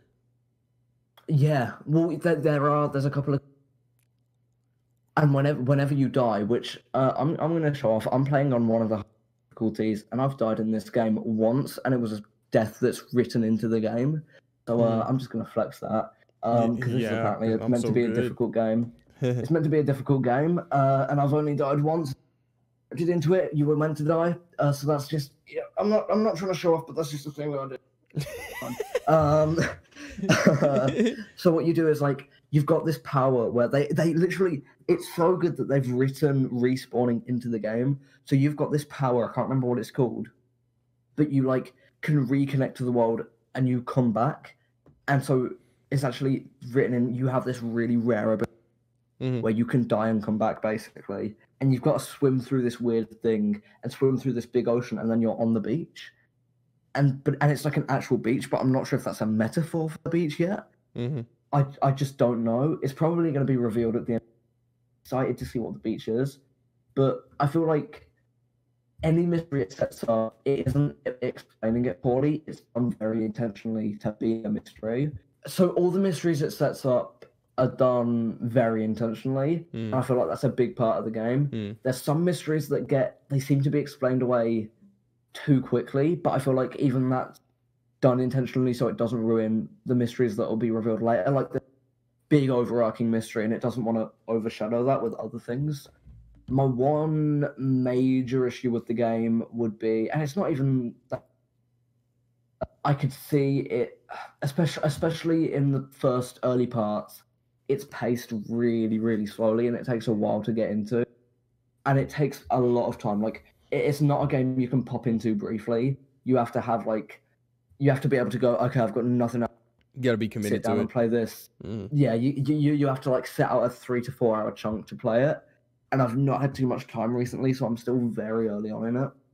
But I'm hoping to finish the Outer Worlds first, and then delve back in on this, and finish this after. But I'm not sure how. Okay. But yeah, so overall, Death Stranding, I would say personally, I'd so far give it either an 8 or 9 out of 10. Like, I'm really enjoying it. Maybe as it goes on, it'd be pushed further towards a 10 out of 10. Maybe it could slide down to a 6. I don't know. It's one of those games where I just have to sort of see how it plays out. More of it. Yeah. I'd say if you're unsure about this game at all, wait until you can get it secondhand cheap, price drop, or there's a sale or something. Right. Or maybe even, I don't think it'd be too insane for them to do a free demo. Just play the first 45 minutes, because it's a game that you need to play to find. I believe that. But yeah, I'd say if you're in doubt, don't put all your eggs in one basket. Don't go in for it straight away. But if you think it's your sort of thing, if you like Hideo Kojima and you like what he's done before, just go for it and see how you feel. Right. But yeah, Death Stranding, I'd give it, in real world rating systems, an 8 or 9 out of 10. In the GCSE rating system, I'd give it a 4. Yeah. What does that mean? What that is. Who knows? Who knows? Who knows? I want to get the guy who invented. I want to get him on the podcast. Yeah. Just as a guest. We don't have guests on this podcast, but I would have him as a guest. Yeah. Oh man, that's hilarious. We'll see how that's hilarious. Oh man. Should we move on to our main topic? Let's jump on it. Let's go. Pokemon Sword and Shield. Pokemon. Jesus Christ, this has been controversial for some time now. And so how much of it have you played so far, do you reckon? I want to be very specific. I played about maybe 2 to 3 hours of it so far, maybe. Yeah, about 2 to 3 hours. Right. I think we're about the same. I've played 2 hours 21 minutes. But I'm pretty sure you're probably farther than me, because I've been training up my Pokemon a lot. Like, I just been kind of just running around battling crap. So. Okay. Have you reached the first wild area? No. Okay, so I'm a bit further ahead of you then. So, right. How do we start on this? So, first of all, address the controversy I feel like we need to do. Okay. People were saying, there was a big hashtag trending last week of thank you Game Freak. It was people saying, oh, the Game Freak is so good. They've done all this. They've been really honest with us. This week's trending was hashtag Game Freak lied. Oh, goodness. Because there was the whole thing of them saying the reason that not every Pokemon was in it is because they had to update all the models and it was taking time. And then this week it was revealed that that is not the case, because most of the models are the same as they have been previously. And animations are reused. And all of that. And people were like, oh, so they lied to us. There's no valid reason for all of the Pokemon not being in this game. But I would say that has... It sucks, but it's not really impacted my enjoyment of the game. I've been very public on this channel of me not liking Pokemon so much, but I have genuinely been enjoying this quite a lot. There are issues, which we will touch upon, but I'm enjoying this a lot. But what are your thoughts on it? I gotta agree on basically everything. I'm enjoying it. I didn't get Sobble because Sobble's final evolution I didn't really like. I was like, well, it looks like Gex the Gecko. And if you're I an haven't older actually listener, seen yeah, I haven't actually seen any of the starter okay, evolutions yet. I've tried to see them all. okay. I just I'm didn't ready to like be surprised Sobbles. by Right, I just didn't like Sobble, so I ended up going with Score Bunny, which I like Score Bunny a so lot. Yeah, it, I like it, and I got I sorry, go on. oh my bad, I got I got We've Rookie done that D. a lot this podcast. We're just so excited about Pokemon. I got Rookie D, which is the which is the Pokemon that's gonna turn into Corviknight, and I think Corviknight is an awesome freaking bird Pokemon. I'm so hype about it. I'm so hype about that bird Pokemon, and yeah, I had an issue with the dialogue at first because I was like, what is going on? I saw this, yeah. Yeah, I was like, it seemed what did they not go through this and through the translation phase like they did? But no, it's because it's supposed to be like a more British style region. So Yes, it's like Pokemon Britain, yeah. yeah, so I just as an American, I just didn't get it. Like it's just like no, if you're gonna translate stuff to England, it needs to English, it needs to be American. So It's full of British slang that I oh thought my was god. like, but turns out things like she'll go spare and your pants, Oh, like your pants. I was like, what yeah, the your what? pants are directions. I thought that was universal. Like I didn't know that No. these things were regional. No, your pants. Like what? It Your means crap. you're crap. You're rubbish. You're out. No good. Your pants. Like that don't like what's wrong with pants? What is I like They're pants. just yeah, but they're not. They're not anything special, are they? I look and here in America people buy designer jeans. I'm pretty sure they do it over Well, there. also in the UK, by pants, it's underwear. Like that's Oh, that makes more sense. yeah. So it's like, oh, they're no good. Get them out. Oh Yeah. no, not get them out. No. Oh, but like, No. Oh my but god. No, yeah, here in America they're moving on. draws. What? They're draws. That's awful. That's the worst. Oh my god. Your draws, man. That's horrific. So moving past whatever that is, I also started with Score Bunny. Okay. And immediately I wish I went with Grookey. I really do. Rookie's probably the best one. Rookie is probably the best looking character. Like he really is. He's more unique. He's a good Pokemon. I like it.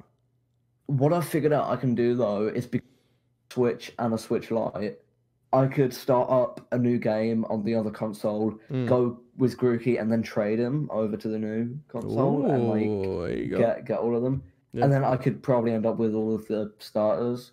But I'll tell you the Pokemon I've caught so far. Okay. I got Score Bunny, I got Blipbug, I got Rookie D, who obviously turned Corviknight. I've got Squovet, I've got Nickit, I've got Zigzagoon, I've got Wooloo, I've got Seedot, I've got Chewtle, I've got Purloin, I've got Yamper, I've got Electrike, I've got Meowth. Wow. So those are all the ones I've got at the moment. That's 12, I believe, and I'm very, very excited to.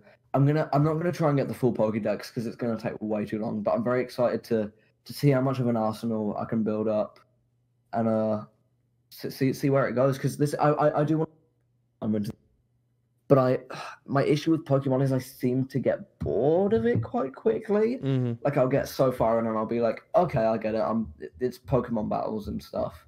It is a lot of Pokemon battling, but I'm so driven by like having an amazing squad and getting them all to 100 before I hit any Elite Four thing. So I'm like, oh yeah, and plus like Leon is so he loves himself to death that it's like Yeah, I'm undefeated. Dude, I'm about to destroy your Yeah, whole career here in about another 30 hours. he mentions it every single Yeah, time. I'm like not Um, even interested. I'm like, dude, I'm gonna tear your tail up. I'm gonna take you out like so easily. can't wait to see him cry. He's with like the what does he give you? He gives you his recommendation or whatever, and it's like Yeah. he's like, oh, we guys gonna battle for it. Then he gives you, and it's like I take your brother completely out. Like he doesn't like I have 2 Pokemon, he has 3. I took all of them out. Like just with switching them both out. Like you didn't even get my Pokemon halfway down. Like I completely dominated you in this Poke battle, and we both get your letter of recommendation. Come on, dude. Because also the brother's clearly no good. Yeah. But like the issue, this is one of my criticisms of the game. I'm 2.5 hours in and I still feel like I'm in the tutorial, mostly because of Hot. Because I can't go 3 steps without him being there, being like, "Did you know that you can catch Pokemon in this game?" Like, if I'm 2.5 hours into a Pokemon game and I haven't figured out that I can catch Pokemon, I don't think there's hope for me left. Yeah. Like, if you're at that point, stop playing the game. Like, and I think you can, even though they do force it on you, there is some tutorials you can't skip. But like, yeah, I know how to catch Pokemon. I know how to do this and do that. There is some that I've noticed, but yeah, like you can't kind of walk around without Hop just kind of being like, "Hey, we're going to here and here." It's like, dude, you said you were leaving, so leave. Yeah. I'll race you here, but I'll wait every 3 steps so I can tell you about this thing you already know. I'll race you here, but we're not really racing. You just kind of disappear because that's just how the game works. Yeah, it doesn't give you a chance to even beat him. I hope at one point later in the game, beat him somewhere and he starts crying. You just want people to cry. I want to just. I wish Pokemon had guns. I really do. Oh my goodness. There wouldn't be too much use for Pokemon at that point. Yeah, I'm enjoying it so far. I can't wait to get into the Pokemon camps and get deep into that and check out the wild area and see how good that is. Well, I just got to the first wild area, and it's people were saying, "Oh, the trees look no good," and I was like, "Get over yourself. It's a tree." But I'm playing it. It is a PS2 tree. Like it's, and it sort of ruins the bad as like because it's in a high res. But like it sort of ruins it a little bit. I don't think it's, and that's another one of my criticisms with it. The game doesn't seem polished, and I kind of wish they'd stop doing a Pokemon game every single year and just maybe take 2 years on one. And I would much rather have waited 2-3 years for this game, had all the Pokemon, and had a decent looking tree. Like, that's all I want. I'm not asking for too much here. You go up to a tree in Red Dead 2, and you could be like, Dave, yeah, that's a tree. You look at it in this, and you're like, that's a picture of a tree. So, what's the deal? I'm tired. But, I just, it feels unpolished, and it feels rushed, and the animations look janky, the models haven't been updated. So technically, in terms of the graphics and the coding, it's not as good as it could be. But in terms of the amount of fun I'm having playing it, I'm really enjoying it.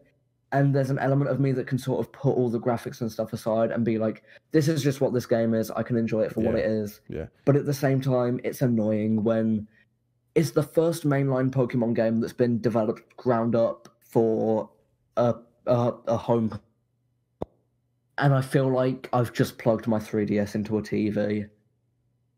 Wow, that's probably the big issue with it for me. Yeah, and even because I play it on I'm playing it on TV, and there is a lot of. It's not. I don't know if the word is optimized right or it just looks a little shady. A little bit, and I think it would look better on handheld, but there is a lot of pop in. A lot of people will pop in kind of out of nowhere, and draw distance wise, you can't really see people from too far out. So I don't know what the game is trying to justify for. I don't know what it's trying. Like I don't know if the colors are just too much and they have to kind of sway for it to kind of make the colors pop more. I don't know. It's a development issue, and I think I'm not playing this game for the power or for the what's the word I keep forgetting, for the I really just lost my train of thought with that word. And it's like it would be the third time I said it for the power or how it runs. You know what I'm saying? So yeah, the performance. Yeah, performance. I keep missing out on that word. I don't get it. But yeah, or for the performance. So I'm like, look, it's Pokemon. As long as it's Poke Battles and my favorite Pokemon, I'm like, okay, I'm enjoying it. So yeah, I definitely am enjoying it. It feels like something new enough for Pokemon for it to be deemed a step up. Yeah. But at the same time, I just wish it was a bit different. I really wish they'd done more, maybe taken a bit more time, because it feels like every single year they try and get the Pokemon game out for November, and this year they also made Town or Little Town Hero at the same time, and so it could have benefited with a bit more room to breathe, and it definitely doesn't feel like it got all the attention it deserved. I can. Do I agree with that statement? It's not that I disagree. I think that's just a good. I think that's a good accusation. I think that's a really good thing to say, because that could be true. Yeah. So I'm not saying it's bad. I'm saying, look, okay, right. If we would have done this podcast yesterday, I would have said it's fine. Then I played it for a bit more today, and I'm now saying it's good. So that's who knows? Good. Maybe in 2 weeks, we'll be back here again, and I'll be going, it's great, I love it, and it could even be maybe pushing it Game of the Year for me. I don't know yet, but we'll see how it all plays out. Yeah. But, we'll see what's up.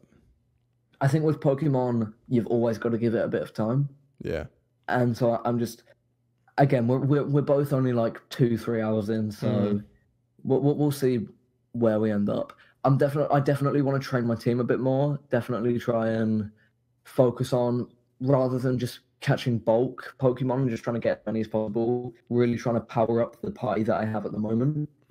One thing that annoyed me in the first like 2.5 hours, you cannot. So you're putting Pokemon in boxes now, and then you can swap them to your party, but you cannot do that until you've reached a certain point in the game. So if you put a Pokemon in your party, swap one out, and put it in a box, you cannot then get that Pokemon out of the box and put it in your party. Yeah. So about halfway through, I accidentally clicked too fast and sent Scorbunny to a box, who's my main, and my partner Pokemon, and put in a Pokemon that's no good in. Goodness. And so I was stuck for like half the game, just going through with like a pretty weak Pokemon as my primary, and I couldn't change it until a certain point in this game where it was like, now you can do this thing that's a staple of the Pokemon series. Isn't that fun? And it's like, okay, thanks, I guess. I would have just preferred to have been able to do this from the beginning. Oh man, that's crazy. My biggest gripe right now is just, and it's a dumb one, is in the beginning you couldn't at least change your basic, you couldn't customize your character like on a basic level, like hair, skin color. Yeah. Even though it gives you certain templates, it's like, it would be great to at least do the eyes and stuff like that. You can do that later, but then you have to pay money for it. So it's like, oh, you could have gave me my first one for free.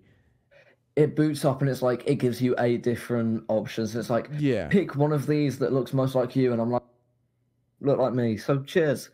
They all have the same haircut for men and female. It's like, dude, a black dude's not going to have that kind of hairstyle. Yeah. What do Japanese people think they're doing? You guys seen Kobe? Have you done much customization so far? Because I went in, I had about 30,000 coins, and I blew all of them on customizing my character. Look, I haven't bought anything, but I went through a lot of the clothes, and it's amazing. It's great because you have the outer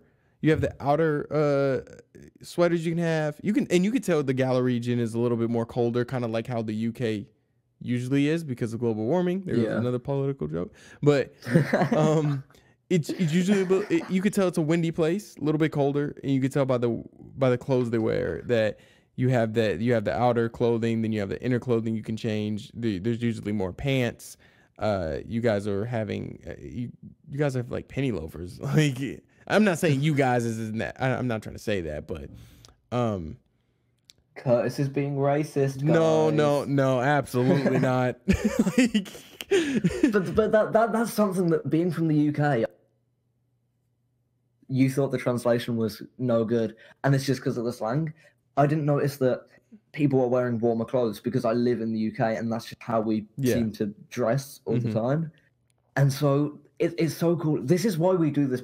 We have an American guy, and a British guy, and we can talk about these things and have like different views on them from different points in the world. Yeah, that's true. And it's that's something really, really interesting. And that's basically what we set out to do with this podcast, bringing overseas audiences together. I did a tweet recently from the WiiTalk account, which you can follow at @we_talk on Twitter, where we've got like 20% of our listeners are from Mexico, 15 are from the United States. We've got a bunch in the UK.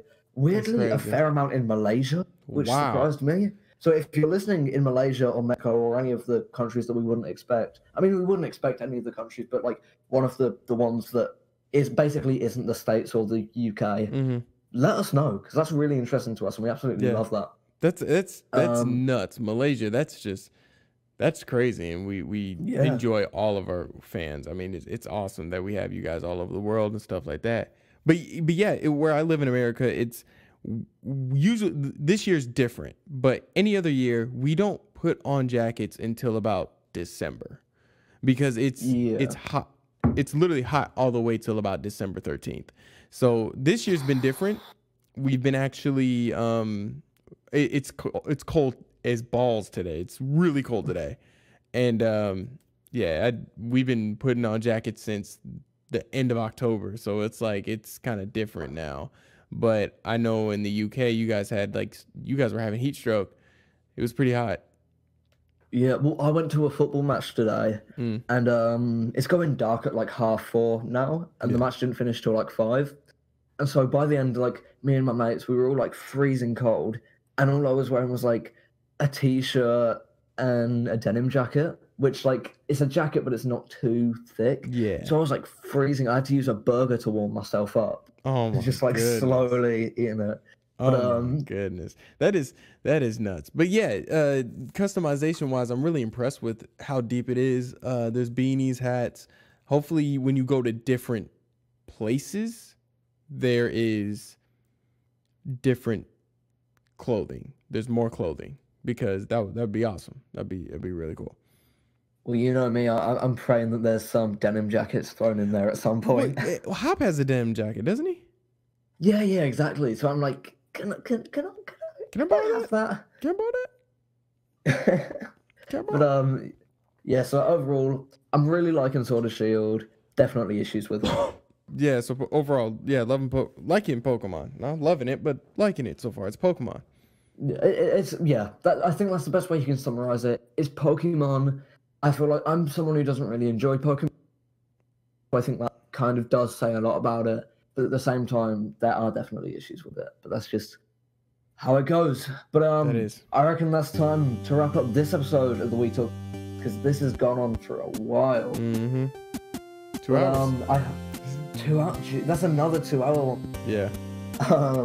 That's insane. We talked a lot about Pokemon, Death Stranding, all of that sort of stuff. I hope you enjoyed this episode of the WiiTalk podcast. You can find us on the socials at @we_talk. You can ask us questions by tweeting your question, followed by #WiiTalkPod. You can find me on YouTube. I'm Dr. Nintendo. You can also find me on Twitter at the Niall Edwards, and Instagram Niall_Edwards. Over to you, Curtis. What do you want to plug? Of course, Curtis Russell with the Soul Dojo. You guys can find our channel on the Soul Dojo on YouTube.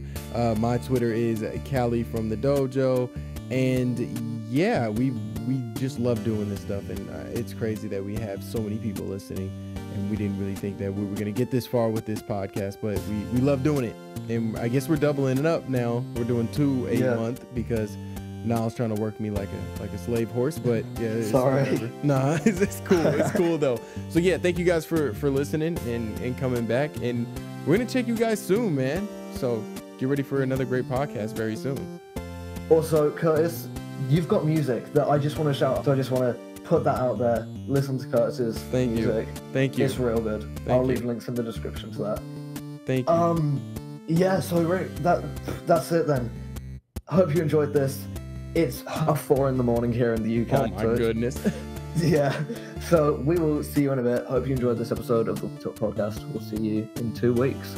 Yes, sir. All right. Peace. Also, just right at the end here, shout out to my Uncle Keith. This one's dedicated to you, man. Oh, Hope yeah. you're right up there. See you in a bit. R.I.P. Peace, guys. Bye.